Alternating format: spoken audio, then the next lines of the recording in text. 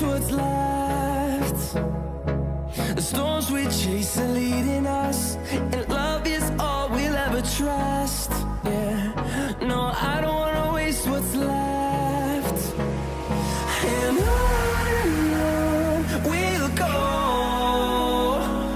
through the wastelands, through the highways, till my shadow turns to sun rays. And on we'll go, through the wastelands, through the highways, and on we'll go.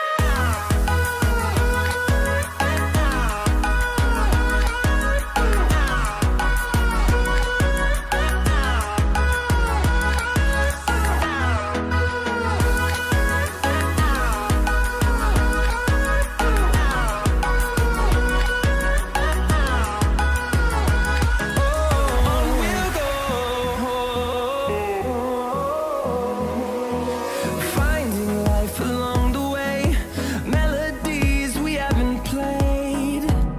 No, I don't want no rest. Echoing around these walls, fighting to create a song. I don't wanna miss a beat. And on we'll go, through the wastelands, through the highways, till my shadow turns to sun rays. And on we'll go, through the wastelands, through the highways, and on we'll go.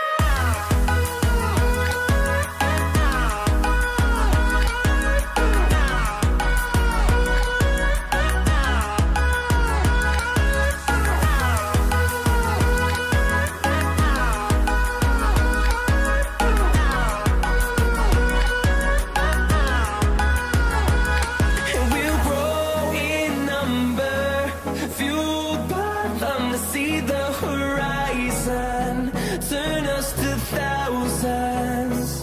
And we'll grow in number, fueled by them to see the horizon, turn us to thousands. And on we'll go, through the wastelands, through the highways, till my shadow turns to sun rays. And on we'll go, through the wastelands, through the highways, and on we'll go.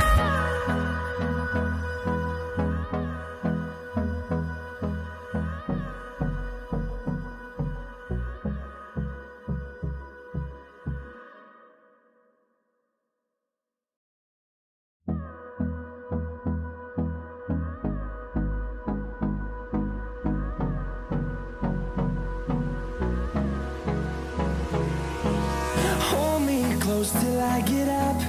Time is barely on our side. I don't wanna waste what's left. The storms we chase are leading us, and love is all we'll ever trust. Yeah, no, I don't wanna waste what's left. And on we'll go, through the wastelands, through the highways, till my shadow turns to sun rays. And on we'll go, through the wastelands, through the highways, and on we'll go.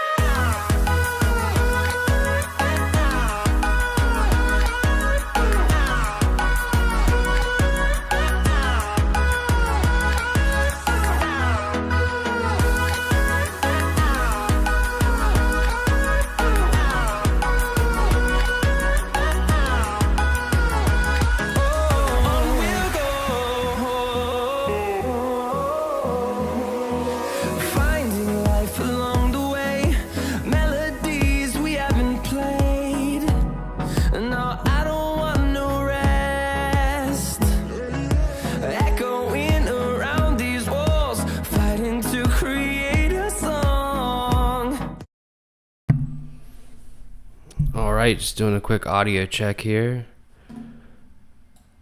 Make sure I'm good.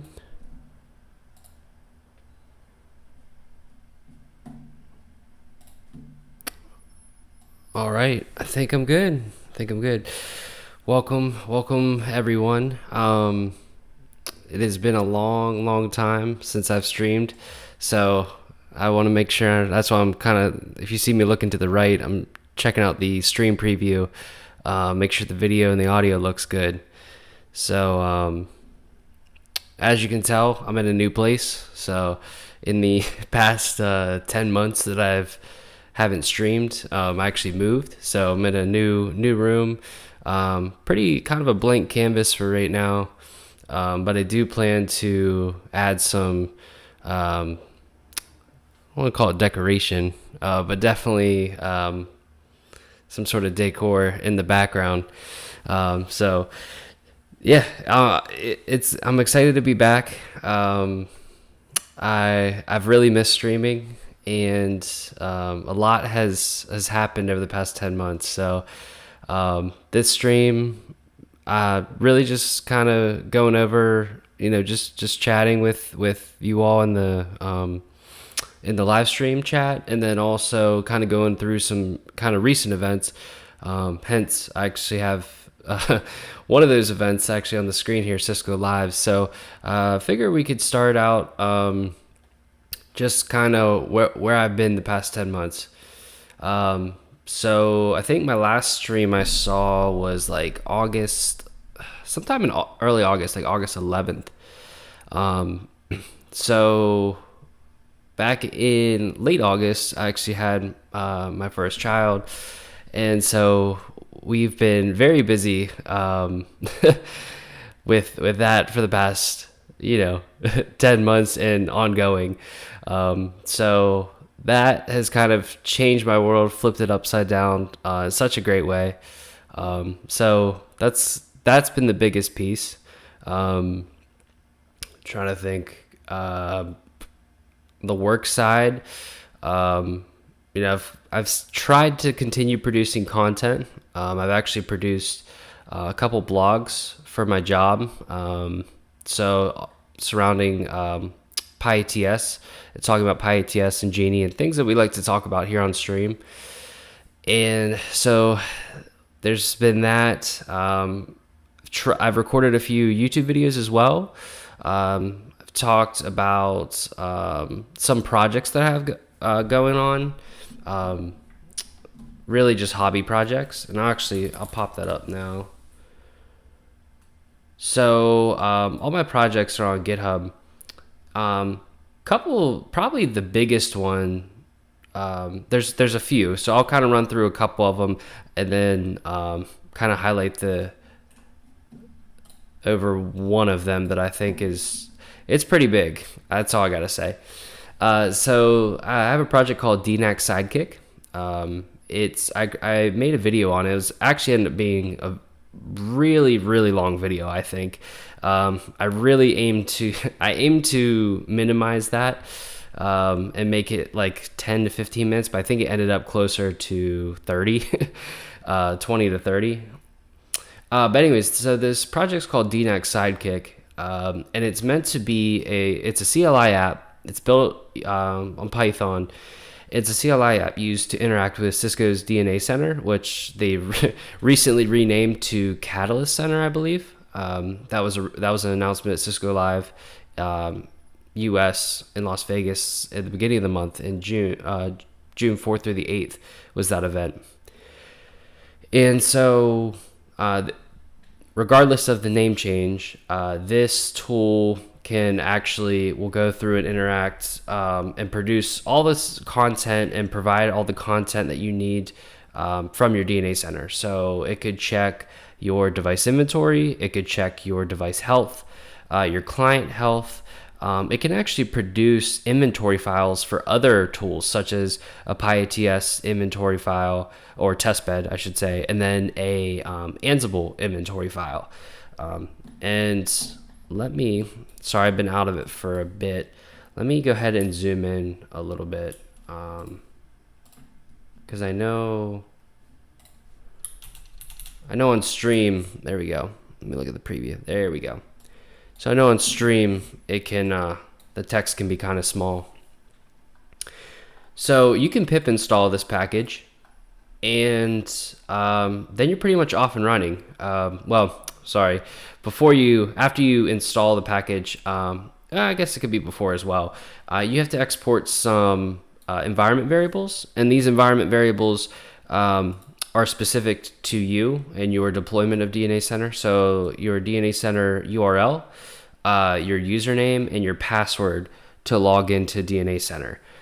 You may wonder, if you're familiar with the DNA Center's REST API, how there's no token that I'm asking you to provide. Well, I actually built a function within the app to log in for you. And what that will do is provide you that token, and then you set that as an environment variable. I think this could be a little simpler, and it probably will in the future. I just have to figure out a better way to implement this section, but I think it's pretty straightforward. I provide all the details for you and how to do it. And then here's kind of the meat of the tool. So you can see we have some read-only operations. We can generate those testbed and inventory files, as I mentioned. You can use the command runner app within DNA Center, and what that does is it allows you to run show commands from DNA Center to your network devices. And then the last one is login, which generates that API token for you.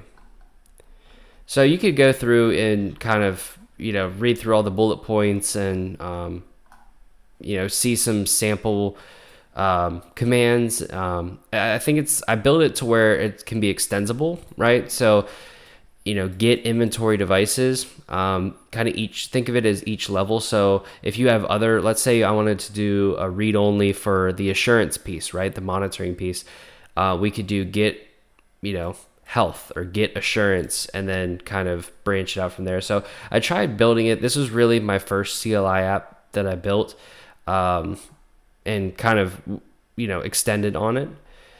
And so, so you can see all the different commands. I have examples of each, and then I actually have sample outputs. So I think this is the coolest part. So you can see here's getting all the inventory devices from Cisco's the DevNet sandbox. So you can see host name, device type, serial number, software version. This is all printed in using the rich library. So that's why it's all colorful, neatly formatted. And this is all information from DNA Center. It's just I believe it's an easier way to extract it. And then once you get it out in the terminal, you really can do whatever you want. You can, export it to a file. That I have thought about possibly getting like a JSON format, as an output. So that way you can sift through the data programmatically. Let's say you wanted to get this output and use it in another program. But for right now, I just, we'll keep it simple. I think this one's pretty cool, checking out the device licenses, because I think that's one of the biggest pains with Cisco's new licensing model, is making sure that all your licenses are valid, because it's now subscription based. So I think this is a cool command with that, device health and client health. So anyways, I didn't really want to harp on it too long, but I this is something. I mean, I haven't touched it in a while. You can see my last commit was in November of 2022. But if you have DNA Center in your environment, I've met and talked with a few people that have actually used it in their environment. So feel free. It's all read-only actions. There's nothing that will edit or add, delete devices or anything like that. So feel free to use it, and definitely provide me feedback. If something you find that's good about it, or if you would like any sort of changes, I'm definitely open to making the tool better. All right, so that's one tool that I was kind of building in my spare time or lack of sleep during that time period. The other tool that I'm continuing to build out, and it's actually gaining some pretty good, nice traction, is called NetTextorial. And this is actually a TUI app. And for those that follow me on Twitter, this is probably me a little redundant. but basically it's a UI built in your terminal. And I'll just jump down to the video here. This is actually an older version of the UI. The new one looks actually very different than this, but you can kind of see this is all within the terminal. Basically, you plug in a device name and you plug in a show command, and it will produce the raw output like what you would see in a normal SSH session, and then the parsed output using text FSM or NTC templates, which are text FSM parsers. So you can kind of see and compare, okay, this is what it would look like, the quote unquote raw output and then the parsed output. So this tool is built to help teach engineers and kind of just show them the differences between when, network automation, we love to say, you have to programmatically interact with data and getting, parsers and what, it starts getting into word spaghetti, I think, for many engineers, and almost can be a stopgap for some. So I wanted to build this tool out to where, you plug in a command that you're familiar with, and this tool will show you the raw and the parsed output.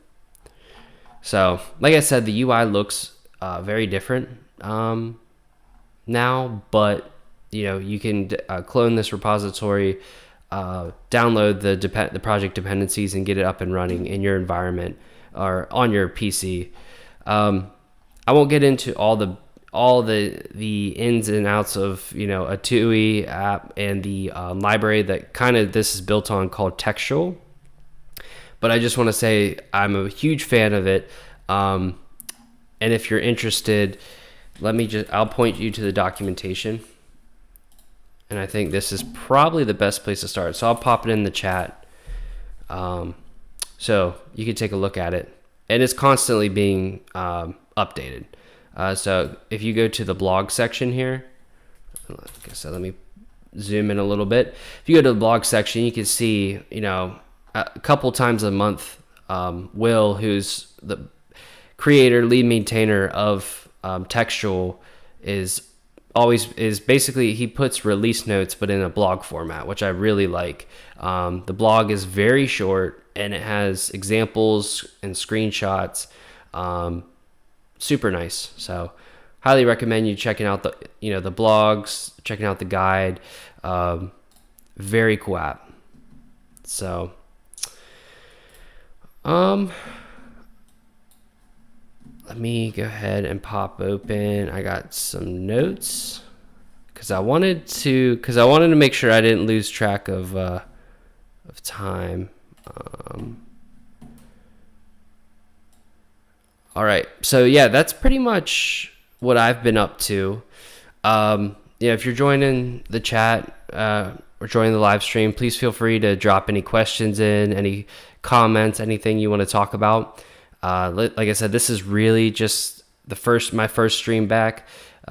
So I definitely don't mind, back and forth, conversation. So that's kind of what I've been up to, personal life, work life, hobbies. But let's talk about some, what I had when we opened up the stream, which was Cisco Live. So a few weeks ago, Cisco Live US kicked off, like I said, from June 4th to June 8th.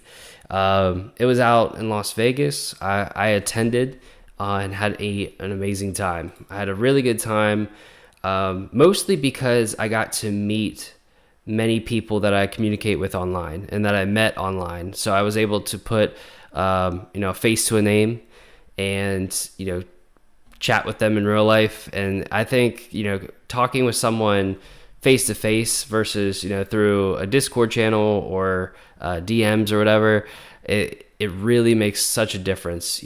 Understanding body language and just having being able to view their facial expressions when they're describing something or telling a story. So really enjoyed that. Really enjoyed meeting people from the Art of Network Engineering Discord. Met a ton of you.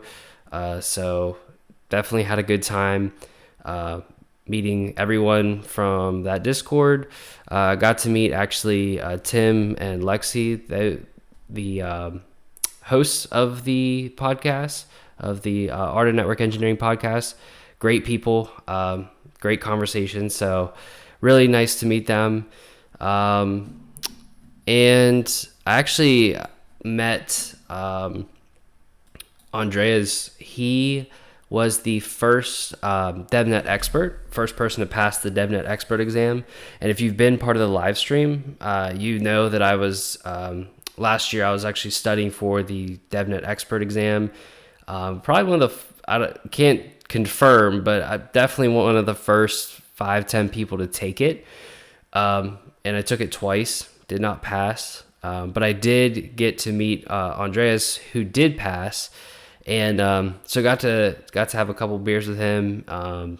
Definitely, it was really fun to talk, to just kind of be able to go through, like, yeah, you like be able to relate and understand, like, hey, we went through the struggle, right? Like, he obviously, you know, he passed the finish line, but I was like, I'm right there with you with understanding kind of the ins and outs, and really the sacrifices you have to make to study for those expert level exams.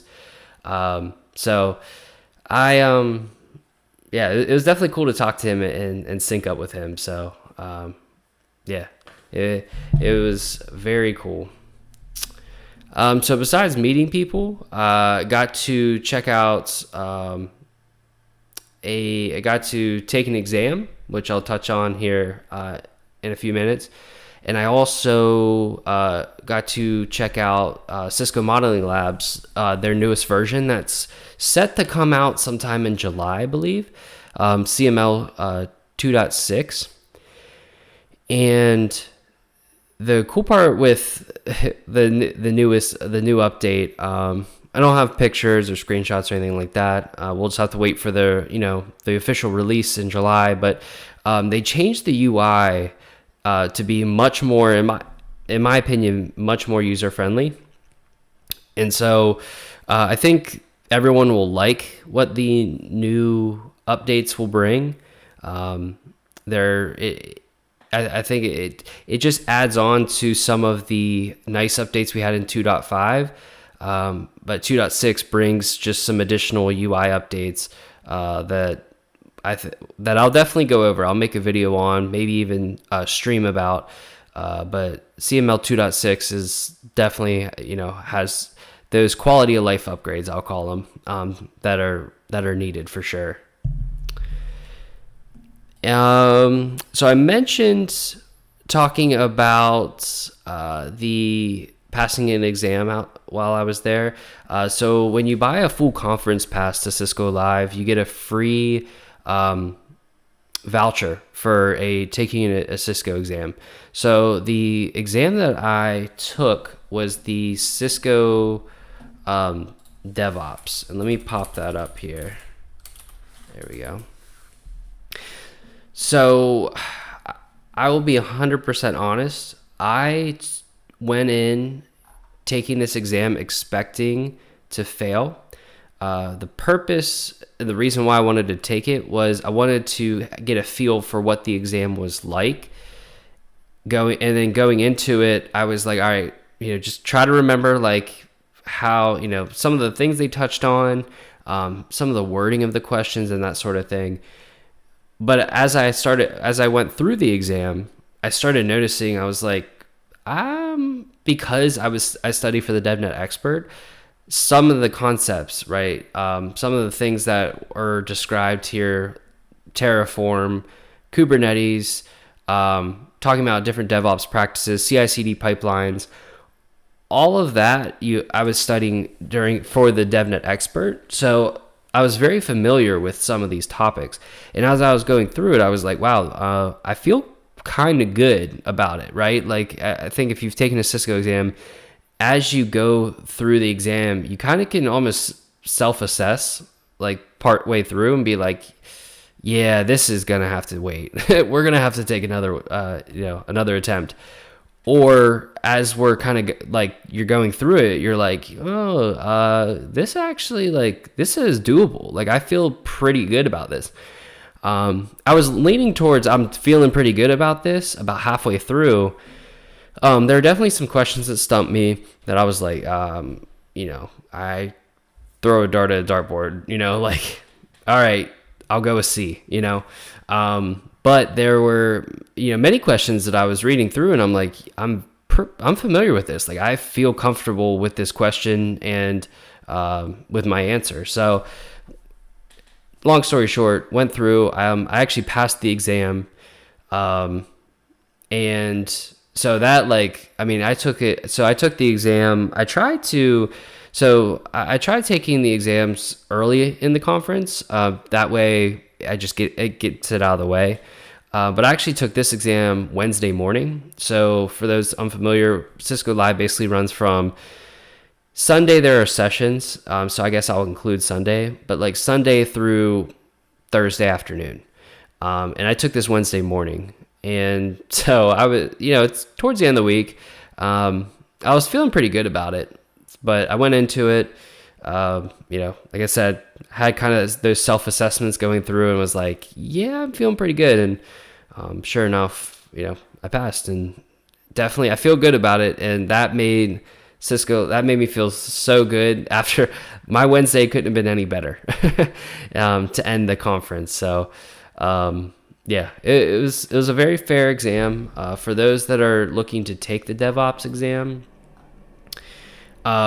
very, very doable. And I'll say this, that some of these topics may, just as with other DevNet exams, you might be like, all right, I'm stepping way out of bounds, right? Like, how many times do they mention Kubernetes, right, in cloud and multi-cloud? Going through each of these topics, it's really less about practicing every single one, right? And really looking at and I've went over this before in past streams, but looking at what I call the keywords in the very beginning of the exam topic, right?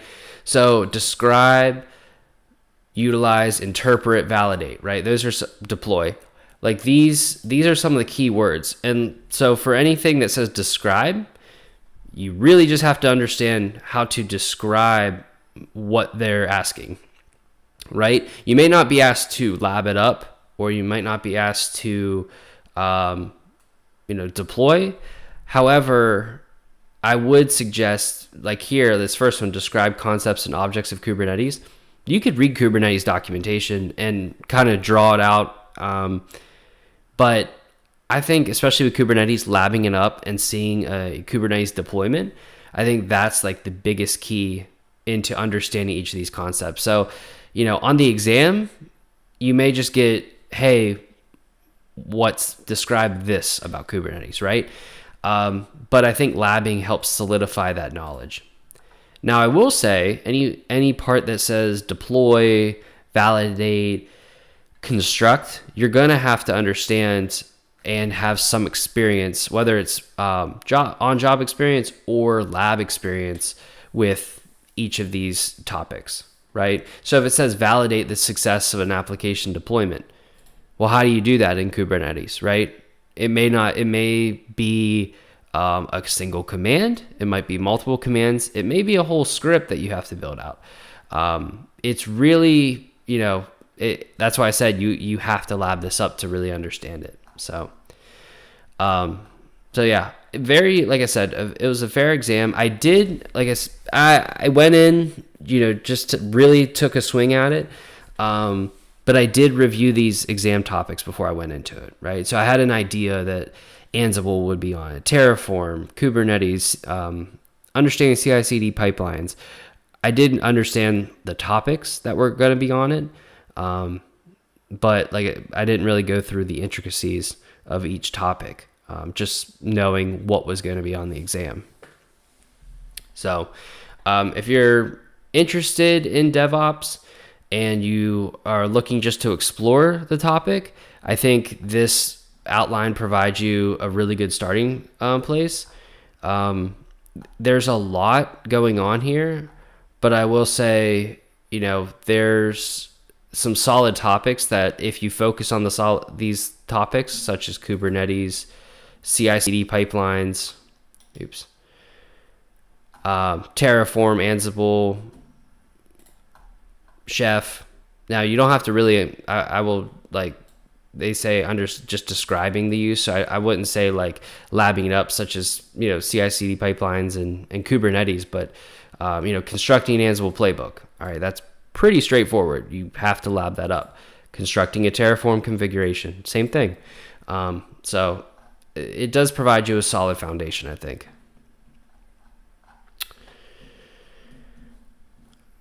All right. So that was Cisco Live. The last thing I want to mention was I surprisingly, to my surprise, I should say, won a social media award. And so this was, to provide a little context, Cisco's social media team, the Cisco Live social media team was there. I believe it was called the Social Hub. And I didn't realize it until after day one when they announced kind of the first round of winners. But they were doing a social media contest. I don't really know how they were grading, if that makes sense, or ranking, how they determined the winner, I guess, what the criteria was. But as you can imagine, I was tweeting a lot while I was there. I was trying to, any announcements, anything I found cool, pictures I took with people. I just tried getting, I put it out there on my Twitter, and I believe it was also on, I think it was Wednesday. I actually won their social media contest, and they actually, the prize was pretty neat. It was this Polaroid camera, like one of the, not an older Polaroid camera, but like the quote unquote modern Polaroid camera. It was actually, it's a pretty nice camera. I don't have it around, or I would show you it. So thanks I appreciate the Cisco Live social media team for picking me as the winner. I really appreciate that.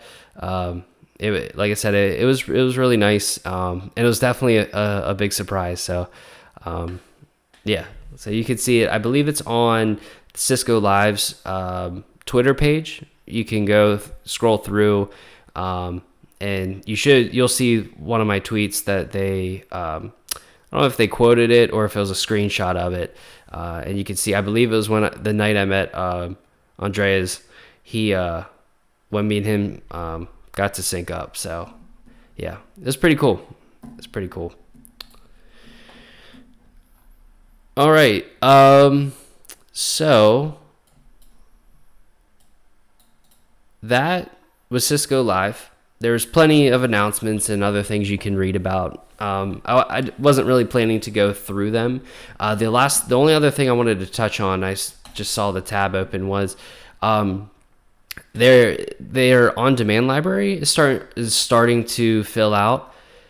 So any sessions that were at Cisco, were at the Cisco Live Las Vegas.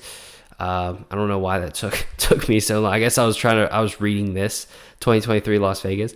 But you can see their sessions, their on-demand sessions, are starting to get posted. So if you did find something, or let's say you heard about something. So for example, John Capabianco's, I'm going to just give him a shout out because he just won a distinguished presenter, I believe it was called.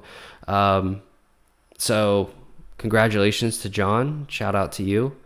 So I believe maybe we can look for PyATS because he had some sessions on that. Let me find it. Boom, is this one right here. So I actually attended this one. Hopefully it loads here.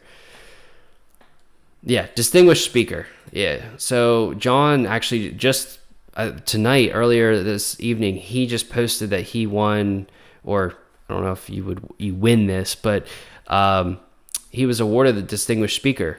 So now he's a distinguished speaker at Cisco Live. And I believe it was for this particular session. And it was really good. Like I said, I was there. He had, let me just go to the presentation. He had a really good, like, as you know, if you've been in my streams before, I'm a huge advocate for hiatus. Done many streams, building out test cases, building out test beds. And so he had a really, really good session on this. He talked about test-driven development. And then he had, I'm just scooting through here. Then he talked about hiatus itself, some of the history of hiatus, the supported platforms, the test bed. He has his examples. So anyways, I won't go through the whole presentation, but I would highly recommend, if you know John or have seen him on Cisco's YouTube channel, he comes with that enthusiasm for everything technology. And so I would recommend kind of watching the session video while also looking through the presentation. It's well worth it. So that's the on-demand library. And yeah, you don't have to just search hiatus if you're interested in. So for example, like actually one presentation, the very first session I went to was on VXLAN. It was an introduction to VXLAN. Not troubleshooting. Let me see if I can just look up. I think it was called Introduction to VXLAN. Yeah, right here. Yeah, so this presentation was really good. I think it was this one.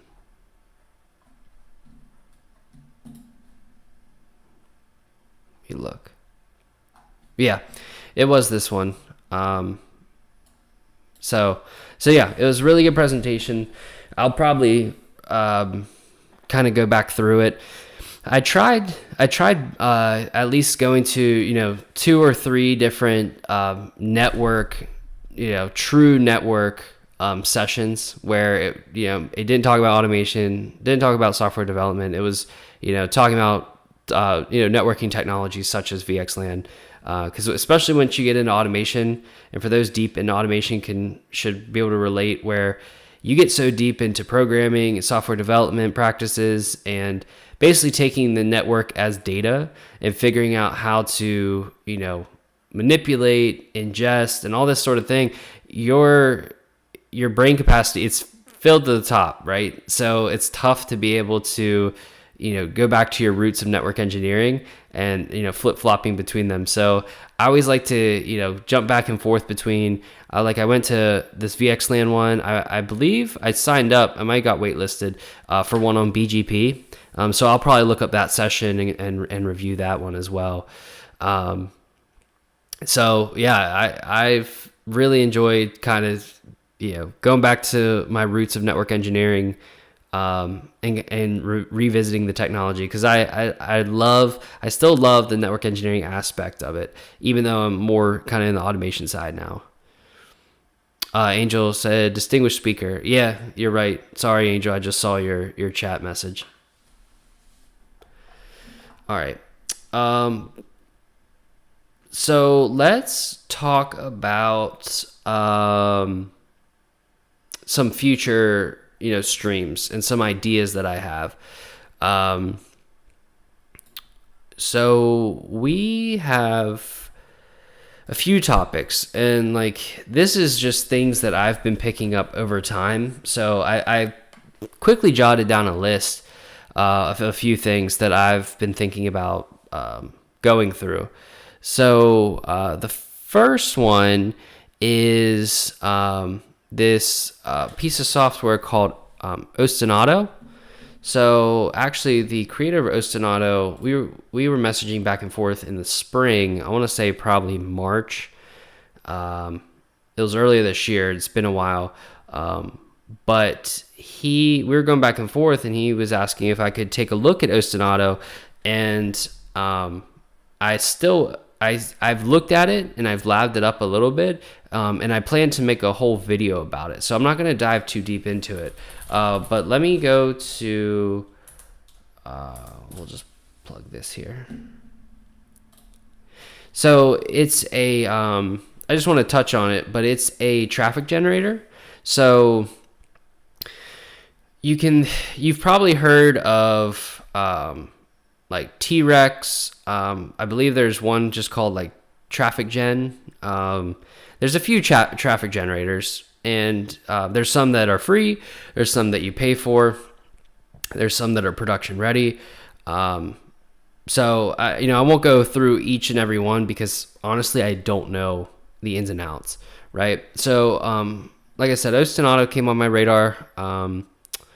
Because the creator of it kind of reached out and was like, hey, it'd be cool if you check this out. And with the minimal labbing I've done, I've got set up in my CML lab, which actually I was hoping to boot up during the stream here. And it's pretty cool. It's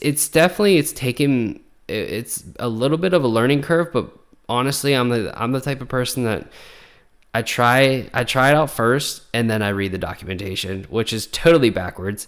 And so that kind of, bit me a few times where it was like, I read it in the documentation afterwards and was like, yeah, that was pretty simple. I should have just read the docs. So as they describe it, Ostinato, it's Wireshark in reverse. And basically where you craft a packet to send, and then you send it out through different port groups, right? And the different port groups may communicate with each other, right? So you might send a packet from one port group to another, or you start generating packets and then you tap into the wire, via Wireshark, right? So you could see what's going over the wire. So you can basically validate Ostinato sending what you expect it to. So here's a quick demo of it. Sorry, you might not be able to hear the audio. But you can see he's basically building a packet with a source destination IP address. You can affect the DSCP value for QoS. You can now view the packet right here, right in the UI. And then you press the play button and it starts sending the frames. So, and here's the Wireshark capturing those frames. So pretty cool. I know that was a quick video. But if you're interested, ostinato.org. So, like I said, I will probably be doing a video. I don't have a time frame, but you'll see a YouTube video come through once I have it all labbed up and I'm able to present it. Because my hope is I can start presenting or creating YouTube videos that are less than, I want to say max 10 minutes, right? Because I appreciate when people can watch, sit and watch live streams or watch 30-minute videos. Like I watched Jeremy Schulman's Nanog presentation this morning, and it was, it was about an hour long, which many people would be like, whoa, that's way too long. My attention span, I can't handle that. But if it's something I'm very interested in, I'm there for the long haul. So I hope, I can try to produce content in a more compact way, because I do catch myself almost rambling sometimes. So I want to be able to do it in a way that will keep the audience engaged and then also not waste your time, especially if it's on a specific topic. Like I mentioned that DNAC sidekick tool, the video I made was, in my opinion, way too long.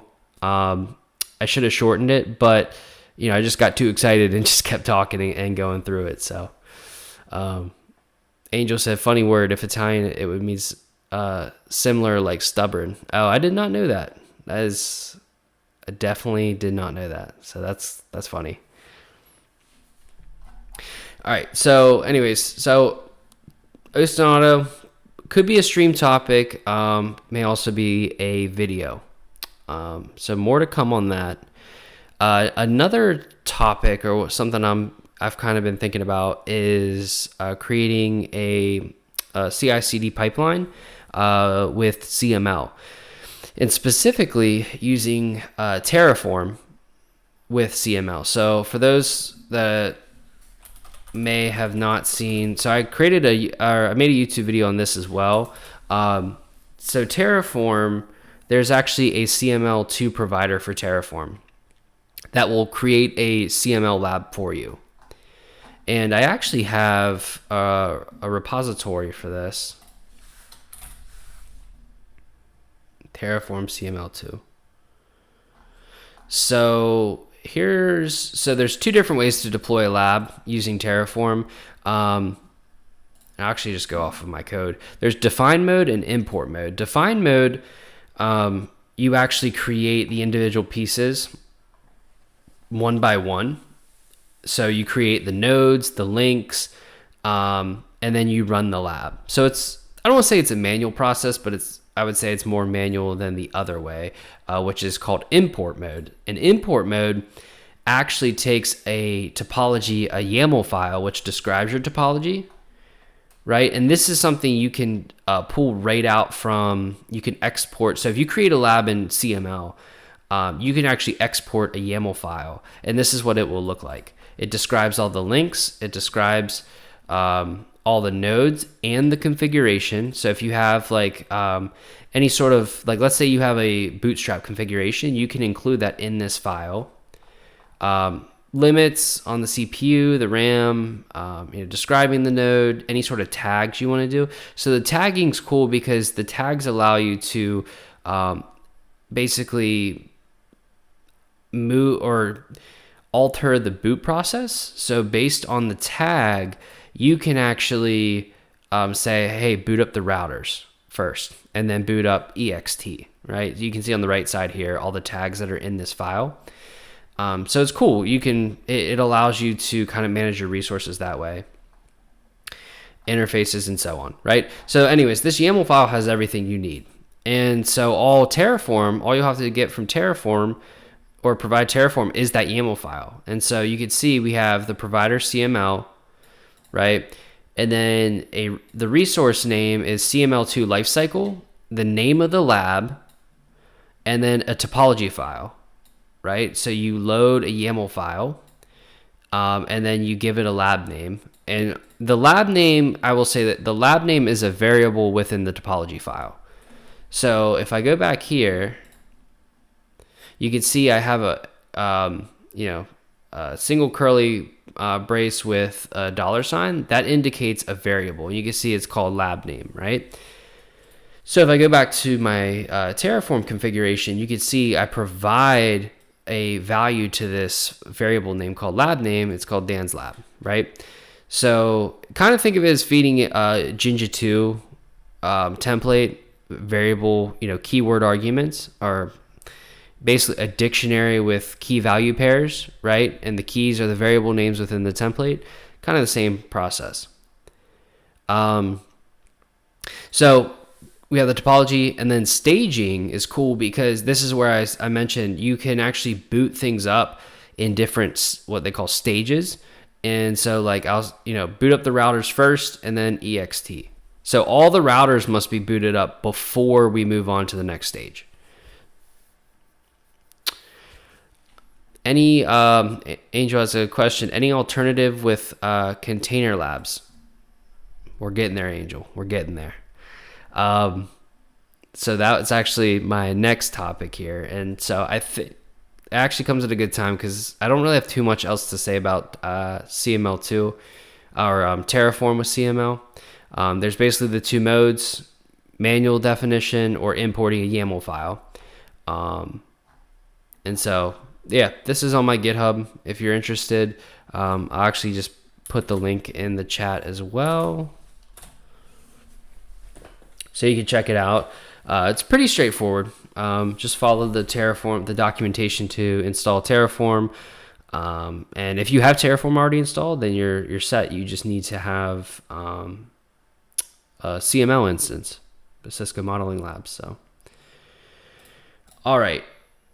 So the last topic, and Angel already kind of hinted at it here, is like I said, we're talking about potential stream topics, is creating a container lab with model-driven telemetry built into the lab. So what I mean by that is, imagine deploying a lab that has configuration, has the containers, obviously, the network devices, the configuration already, ready, bootstrapped to the devices, and then on top of it, deploying a full TIG stack, right, where you're streaming telemetry to. And remember, a TIG stack, in this case, Telegraph, InfluxDB, and Grafana. However, I actually have kind of a prototype. I'm not ready to share it just yet, but it's actually based on a proof of concept, or really a full-blown solution that Nokia built out, that I'll actually pop up on the screen here. Oh, hey, Liam. How are you? Thank you for joining. So let me pull up the Nokia example, because it's pretty awesome. Let me see. Lab examples. SR Linux Telemetry Lab. So this was the inspiration for it. I actually tweeted out a link to this, and then, kind of basically was like, you got to check this out, because this really is awesome. So basically what, and this is Roman, I don't know how to pronounce his last name, Dodin, I'm going to guess, Dodin. He works for Nokia, and they created this, Nokia SR Linux is like a network operating system from Nokia. It's free, it's available. You can get it download it today and test it out in a container format, a VM, whatever you'd like. And they created this whole container lab with basically a streaming telemetry stack and a spine leaf architecture. So here's the topology, right? So you have GNMIC, which basically is a client for GNMI. So for those not familiar with GNMI, it's basically, think of it as an alternative to like a RESTconf or NetConf, where it's another way to collect telemetry, right? And it's kind of outside the scope of this conversation, but just know GNMI is another way to collect streaming telemetry, along with other things. It can configure devices, it can get configuration. It's not just for streaming telemetry, but anyways, I digress here. So GNMIC is a GNMI client built in Go, and in this case, what it's doing is it actually has a server mode, which can create subscription requests to a device, right? And just as you would with RESTconf or NetConf, you better be familiar with Yang data models, right? So Yang data models is what allow you to pull that streaming telemetry or configure a device to push that streaming telemetry. And so GNMI will connect to a device, create a subscription for whatever X path you're looking for, right? For whatever operational data you're looking for. It then will ingest the data and store it in Prometheus, which is a separate tool. It could be used to scrape data. It could also be used to store data, right? It's in a time series database. And then it takes, and then you have Grafana, which visualizes the data and basically queries Prometheus for the data, right? So it's a 3-step process. Collect the data, store the data, visualize the data, right? And remember, this is all contained in one container lab instance. So you have these 3 Linux containers. That's really all they are. And then you have a whole network topology with clients, right? So you have spine 1, spine 2, and the 3 leaves. These are all running Nokia SR Linux. And connected to the leaves are these client PCs, which are running, I believe it's Alpine Linux. So it's like a lightweight version of Linux. And the reason these clients are all connected down here is they are running iPerf. So iPerf basically generates traffic and basically pushes bandwidth. It can validate your bandwidth constraints, and it can produce traffic for you, right? So in this lab, we are pushing traffic between client 1, client 2, or client 1 to client 2 and client 3. It's really left up to you.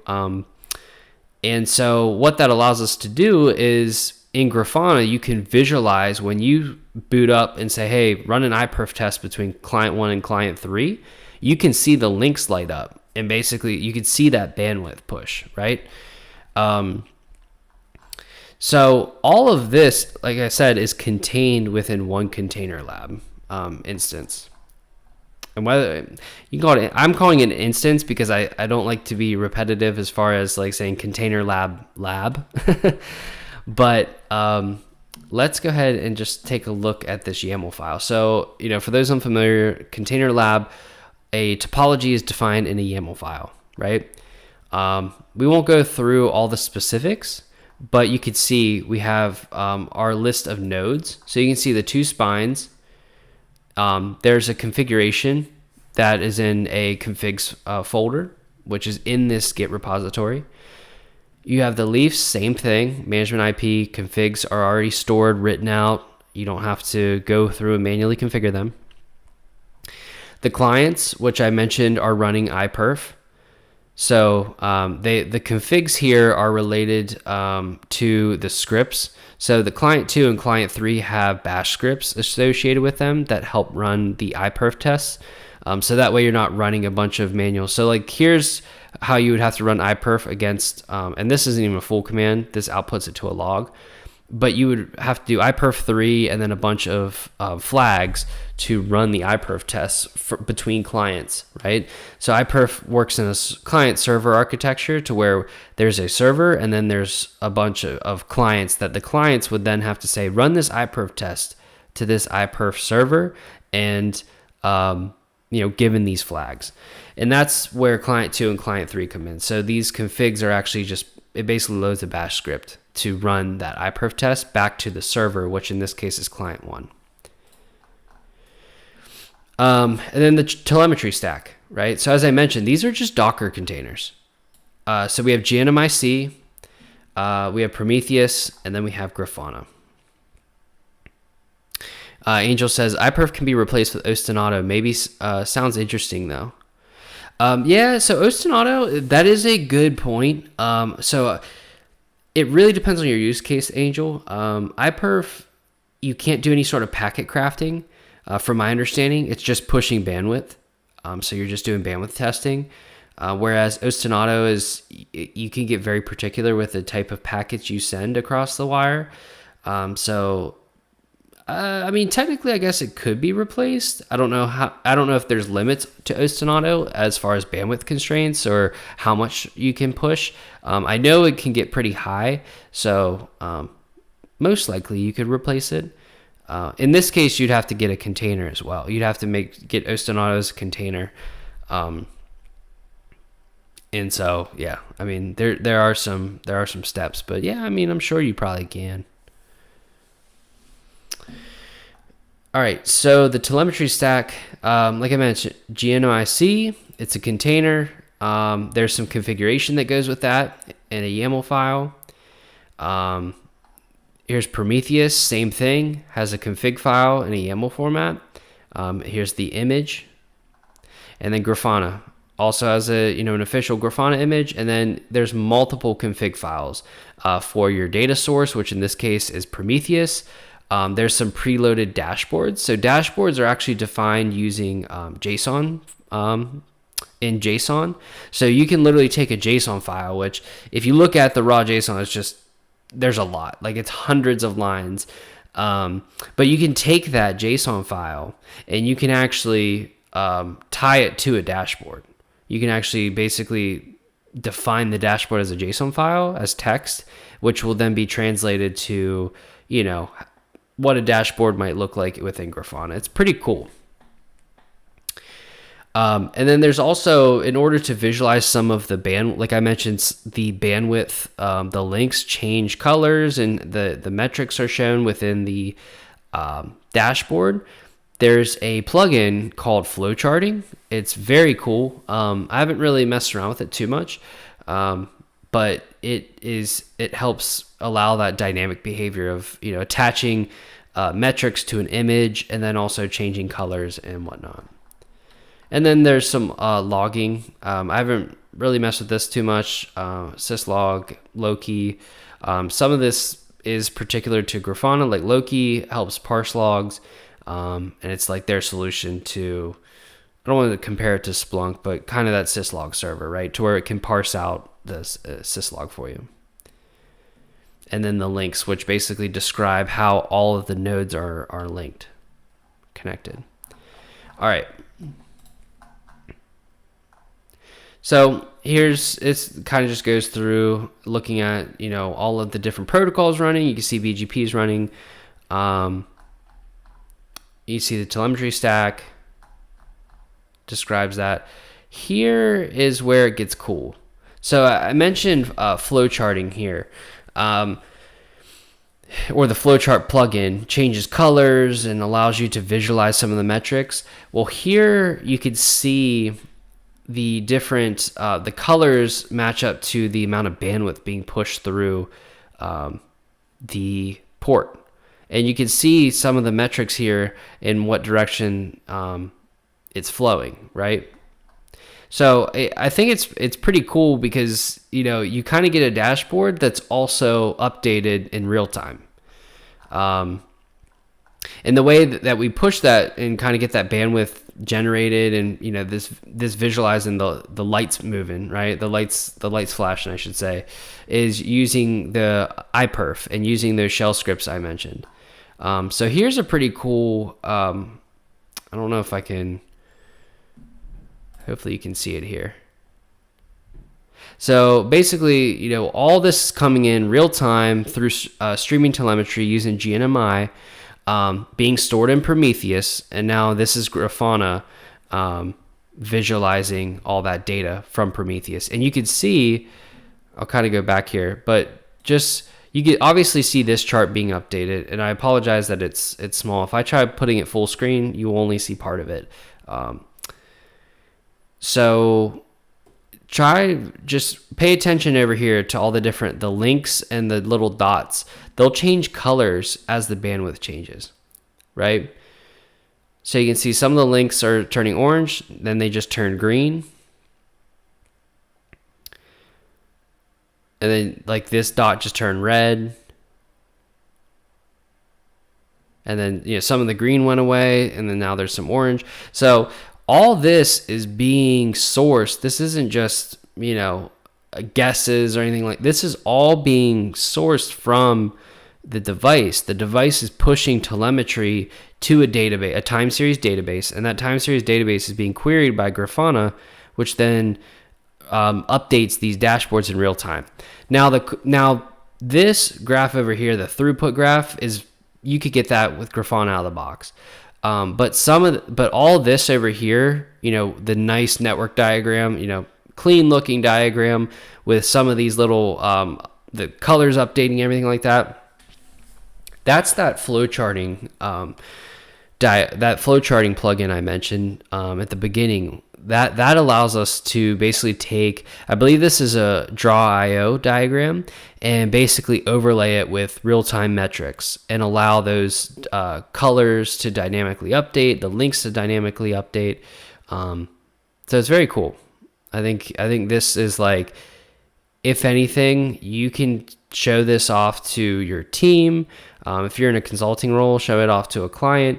Like this shows a lot about a lab environment, your knowledge of using these technologies.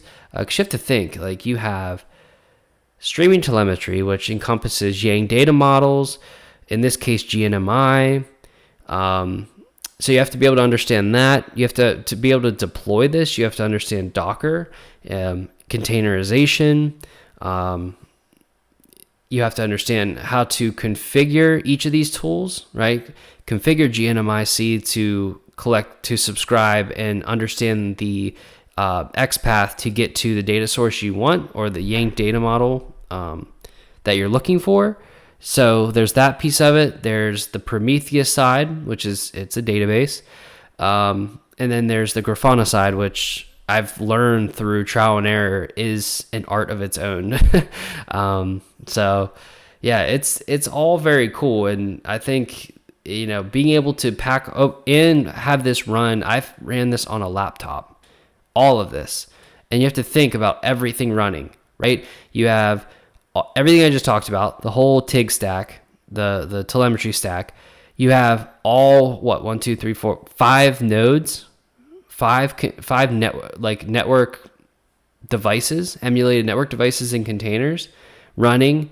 You have the little client PCs, which are small Linux containers, all that running on top of the TIG stack, and it's all pushing data in between the containers and it being recorded. It's pretty crazy.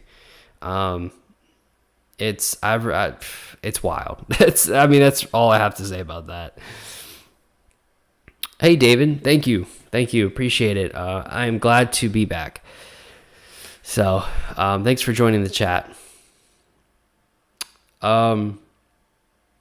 Yeah. So anyways, whenever, like I said, I've been working on a lab with, Arista devices. So this is obviously Nokia SR Linux devices, but I've been working on a lab with Arista EOS because they provide container images for their operating system.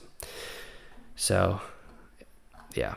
So I'd like to be able to do it with Cisco devices. And there is a way that you can get Cisco like CSRs and Catalyst 8000V. I believe Catalyst 8000V is supported. But I know Cisco CSR 1000Vs are supported in Container Lab, but they don't run as native containers. They run as VMs. And there's a kind of a workaround to where you can have the VM run in a container.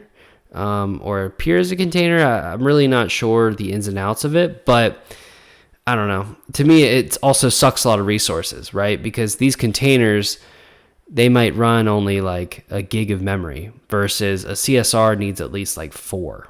So yeah, until Cisco produces a containerized image that I can run, and it doesn't have to have every little quirk, every little feature enabled. It just needs to having Yang data models on board, right? Which I believe is pretty standard these days with iOS XE and XR and NXOS. So yeah, if Cisco can produce container images of their operating systems, then I will totally build out a full container lab with Cisco devices to test it out. So yeah, so those are some of my ideas. Just to recap some of those, the streaming ideas, we have Ostinato, CI/CD, creating a CI/CD pipeline with CML. So I guess, to kind of recap that idea. So the CI/CD pipeline with CML, we will stand up a CML lab with Terraform, and then we will provision the network devices, maybe using Ansible. And then once that's completed, either Ansible or like a Nornir, maybe I think I might just stick with Ansible. And then I'll use like PyTest or probably PyATS to validate the state of the network after it's provisioned. So that's my idea with that whole CI/CD pipeline with CML.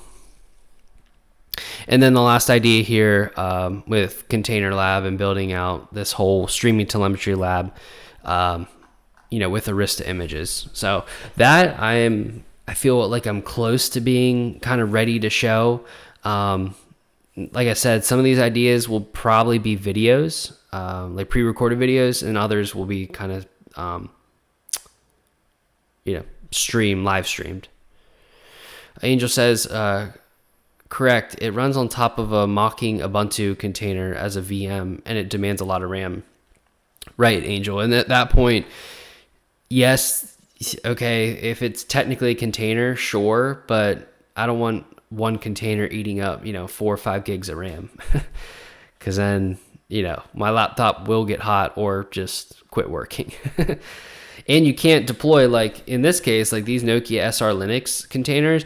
I don't know Nokia SR Linux that well, but these containers run with minimal resources. I don't know the specs. Let me see if I can find the specs here.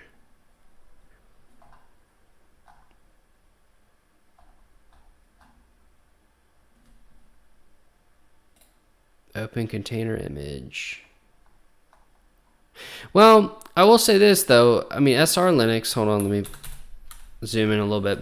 SR Linux here, it says it's recommended to have at least 2 virtual CPUs and 4 gigs of RAM.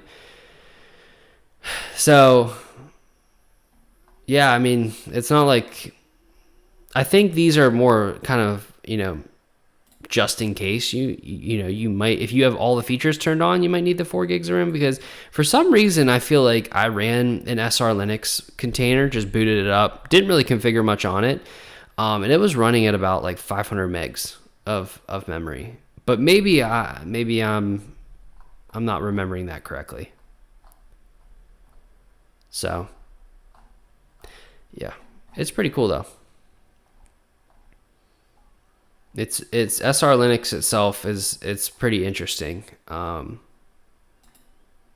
don't know if they have a command guide on here or not.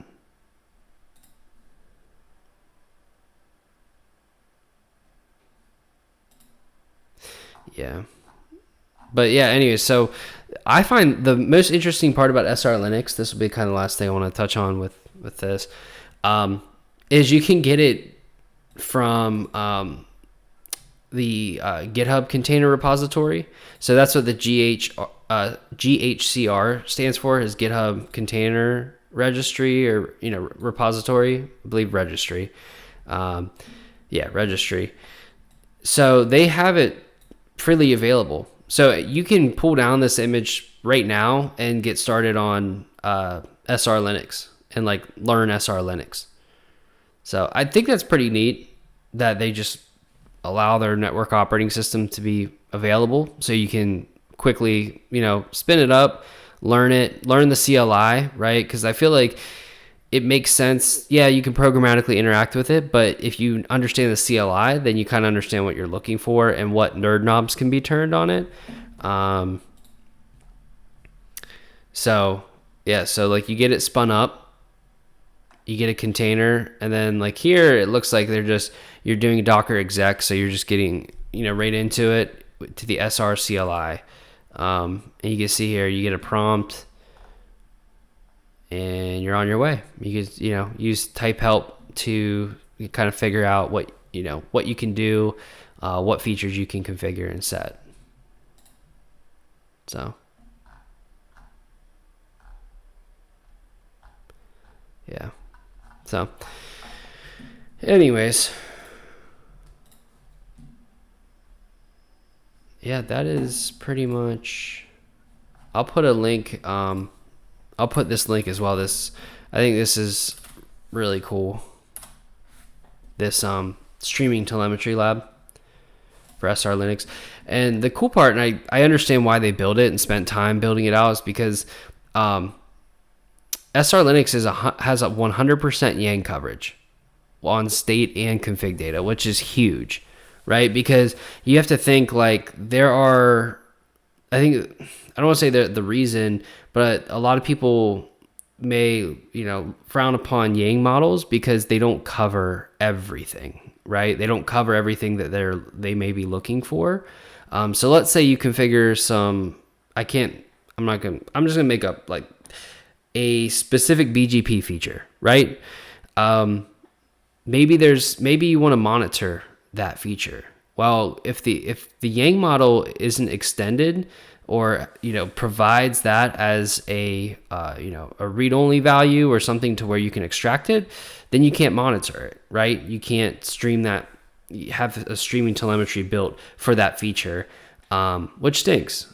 And yes, Yang models, you can edit them, but there's only so much you can do, especially in a vendor environment, where the Yang models are already on the device and you can't edit what's on the device. You can only edit what's available out on GitHub, right? All these Yang models are on GitHub. And so you can request and say, hey, I'd like to have this added or whatever. And it's a whole, it's a process. So I think it's really cool that Nokia SR Linux is 100% Yang coverage. So if there's whatever you configure on the device has a Yang model attached to it, which is cool. Because that kind of opens you up to a lot of programmatic access to configuration, and then obviously streaming telemetry. So, all right, yeah, that's really all I wanted to kind of touch on tonight. I wasn't planning to go crazy long. I just wanted to kind of catch everyone up to where I was at in life, and some thoughts I have for streaming in the future, some video ideas, things you might like to see. So yeah, I'll just kind of pause. I know my streams on, for some reason there's always a delay with the chat and everything, with the whole stream, and I don't know, there's no settings I can adjust, and I don't get any sort of connection issues. So I'll just kind of give it a second. If anyone has any questions or anything you want to bring up, definitely I'm willing to chat. So I'll just kind of wait to see if anyone has anything in the chat before I close out.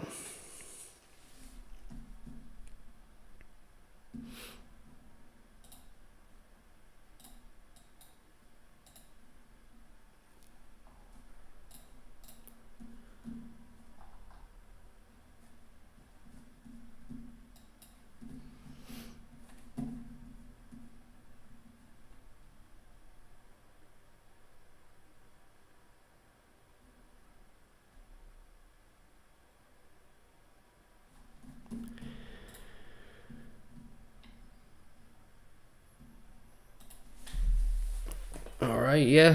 Hey, yeah, Angel, thanks for I'm glad to be back streaming. I guess before I kind of sign off, I don't know a schedule or anything like that.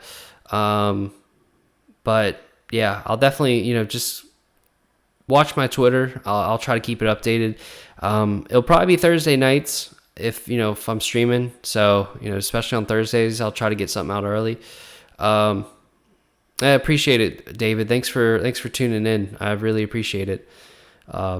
So yeah, well, without dragging this on any longer, thanks, David, Angel, and everyone else that was able to tune in tonight. I know it was kind of last minute, but yeah, I thought best thing I could do is just turn on the camera and get streaming. So appreciate everyone that tuned in, and I will hope to see you guys soon. Thanks for watching.